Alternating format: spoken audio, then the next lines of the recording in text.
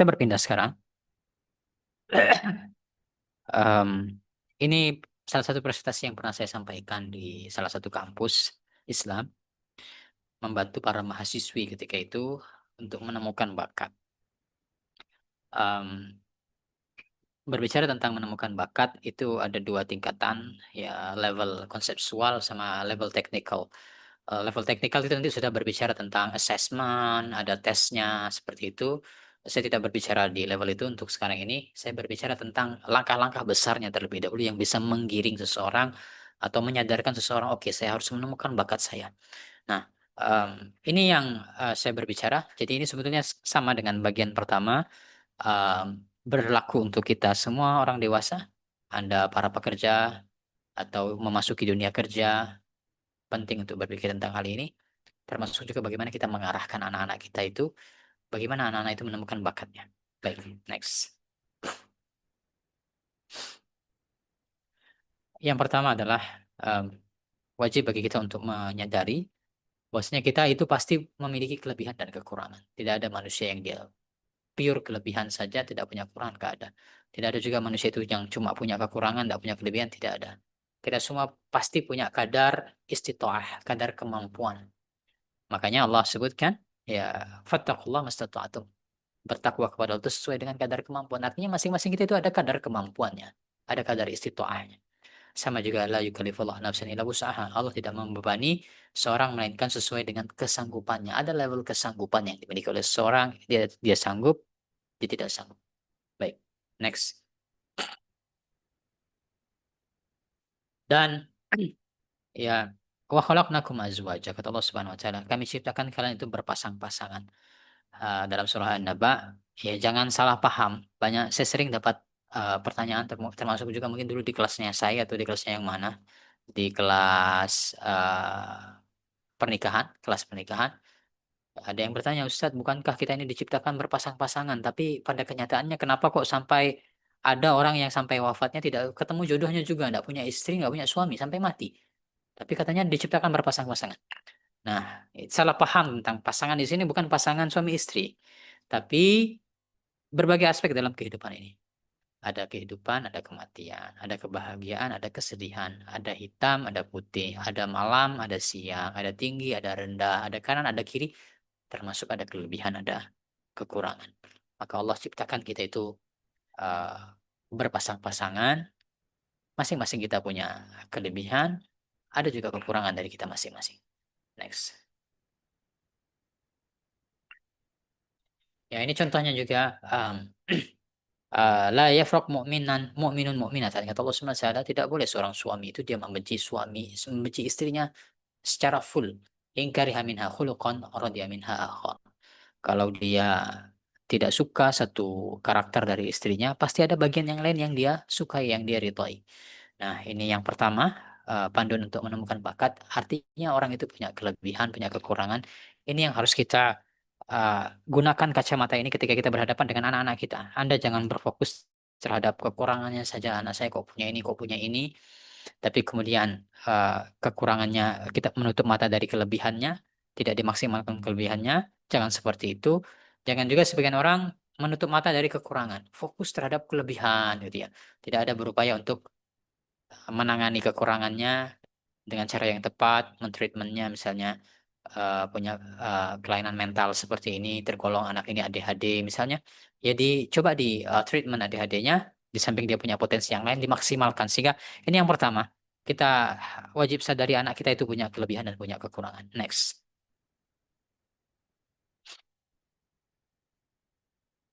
Lalu yang kedua, mengakui bahwasanya manusia itu memiliki kemampuan yang berbeda-beda. Jadi ada kelebihan, ada kekurangan. Sekarang berbicara tentang spesifik skillnya. Skill manusia itu berbeda-beda. Kata Nabi alaihissalam, tajidun nas ma'adin. Kalian akan mendapati manusia itu seperti barang tambang. Apa maksudnya kata para ulama? Manusia seperti barang tambang. Orang kalau nambang, misalnya pakai eskavator atau alat gali, dia ambil material itu dari tanah. Misalnya dia nyari emas, yang dia dapatkan material-material atau mineral-mineralnya tidak langsung emas. Yang dia dapatkan di situ ada emas, ada besi, ada perak, ada Allah alam apa material-material yang lain. Ini maksudnya kata uh, para ulama. Nabi mengumpamakan manusia itu seperti barang tambang, banyak jenisnya. Masing-masing itu ada uh, kategorisasinya. Baik, berikutnya.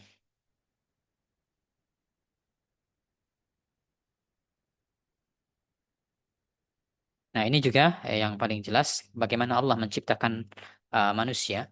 Kita baca terjemahnya. Sesungguhnya Allah menciptakan Adam dari segenggam tanah dari semua jenis tanah. Kemudian keturunannya datang beragam sesuai dengan unsur tanahnya. Ada di antara mereka yang berkulit merah, putih, hitam, dan antara warna-warna itu. Ada yang lembut, ada yang kasar, ada yang buruk, dan ada yang baik. Jadi Allah ciptakan Adam dari berbagai campuran tanah. Ada tanah hitam, mungkin tanah putih, tanah liat, pasir, tanah merah, dan seterusnya. Ini digabung oleh Allah Subhanahu wa taala ketika proses penciptaan Adam. Itulah yang menyebabkan kemudian uh, karakteristik baik itu dari sisi jenis kulit di situ Nabi sebutkan atau dari sisi karakternya lembut atau kasarnya, baik atau buruknya, termasuk juga kemampuan yang dia miliki, bakat yang dia miliki itu berbeda-beda karena Allah memang menciptakan dari bahan baku itu campuran. Baik.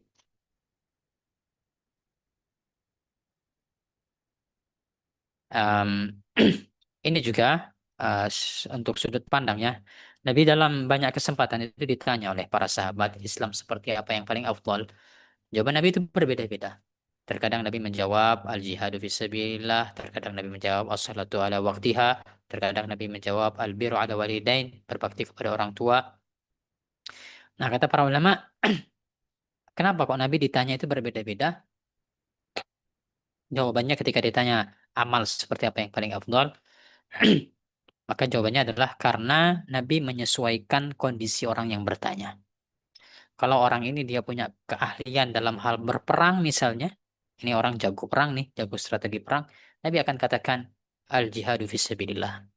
Amal yang paling afdal adalah berjihad di jalan Allah. Tapi kalau misalnya orang ini dia punya sifat telaten, melayani orang tua dan seterusnya punya kecenderungan ke situ, Nabi akan arahkan Islam yang paling afdal adalah uh, berbakti kepada orang tua. Artinya dimaksimalkan oleh Nabi. Ya dimaksimalkan oleh Nabi potensi seseorang itu seperti apa, dia bisa maksimal dalam amal di bidang seperti apa. Next.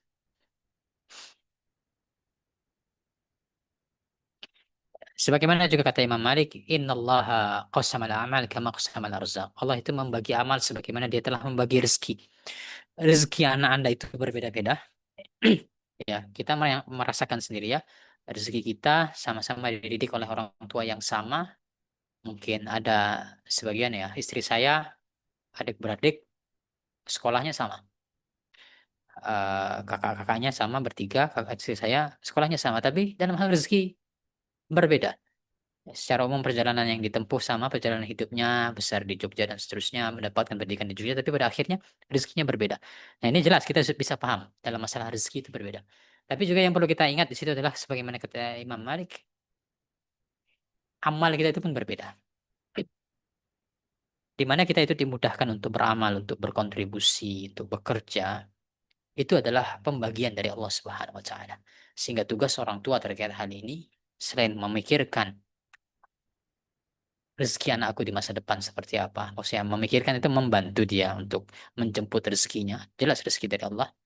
Nah, kita juga tugas orang tua itu adalah membantu anak-anak ini menjemput amalnya. Menjemput tempat kontribusi dia itu di mana maksimalnya. Ini adalah tugas orang tua.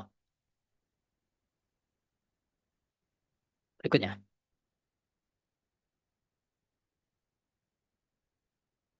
Nah, kalau kita tidak mengakui ini, bahwasanya amal itu berbeda, pemberian dari Allah itu berbeda, eh, bahwasanya bakat orang itu berbeda-beda, saya tuliskan di sini. Kalau kita tidak mengakui ini, kita akan berfokus bagaimana caranya agar sama dengan orang lain, bukan menemukan bakat masing-masing. Inilah yang masih banyak salah di Indonesia itu. Ya, kita dididik di sekolah, khusus zaman-zaman kita dulu ya, masih sekolah, zaman sekarang sudah banyak perbaikan, sudah mulai tinggi kesadaran tentang bakat dan minat. Zaman kita dulu pokoknya dipukul seragam. Saya merasa saya termasuk orang yang menjadi korban. Saya itu sangat lemah dalam hal eh, pelajaran-pelajaran yang sifatnya hafalan. Saya ingat waktu saya SMP, saya pernah menangis pada pelajaran biologi. Tidak semata-mata menghafal ya, tapi menghafal masih bisa diupayakan lah. Tapi kan kayak biologi disuruh menghafal silem, phloem, apa nama, nama jaringan, nama otot segala macam. Sesuatu yang abstrak lalu disuruh menghafal. Yang nilai paling tinggi adalah yang hafalannya paling tinggi. Jadi kan dipukul rata seperti itu saya tidak bisa.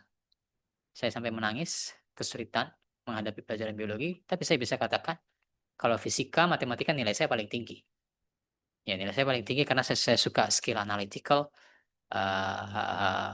saya suka merencana. Nah, makanya itu secara jenjang ya, banyak sekali kita merasakan. Saya punya teman di kelas mungkin bisa dikatakan, ya kalau zaman dulu kalimat-kalimat negatif itu mungkin masih banyak di dunia pendidikan. Mungkin dikatakan ini orang-orang bodoh lah di kelas itu, ranking-ranking bawah. Tidak menonjol, bahkan sampai level dibully ya. Ada dua orang yang saya perhatikan teman saya sekolah SMA, karena memang di SMA kita itu belum punya instrumen untuk mengunleash masing-masing kemampuan dan bakat. Akhirnya dia terstereotip sebagai orang yang bodoh, tapi saya perhatikan ternyata setelah dia berkuliah, dia menemukan polanya, bakat dia di situ, melejit dua orang ini. Saya waktu kuliah S1, semester-semester awal, teman saya yang dianggap bodoh ini, semester-semester awal dia sudah punya bisnis dengan omset miliaran per bulan. Dia menemukan passionnya akhirnya. Lalu yang kedua, saya punya teman eh, tidak berbakat dalam ilmu-ilmu yang sifatnya seperti fisika, biologi, matematika. Tapi dia punya bakat di kesenian, termasuk membuat market dan seterusnya. Saya ingat semester-semester awal dia mendapatkan penghargaan atau marketnya ini eh, diakui secara nasional lah. Ketika SMA dia dianggap sebagai orang bodoh. Nah ini contohnya ya. Ketika kita mengakui kita ini berbeda-beda diciptakan oleh Allah Subhanahu wa taala, maka kita akan fokus mencari itu. Bukan fokus kita itu supaya sama dengan orang lain, ngikut arus utama, ngikut mainstream supaya juara. Tidak. Baik, next.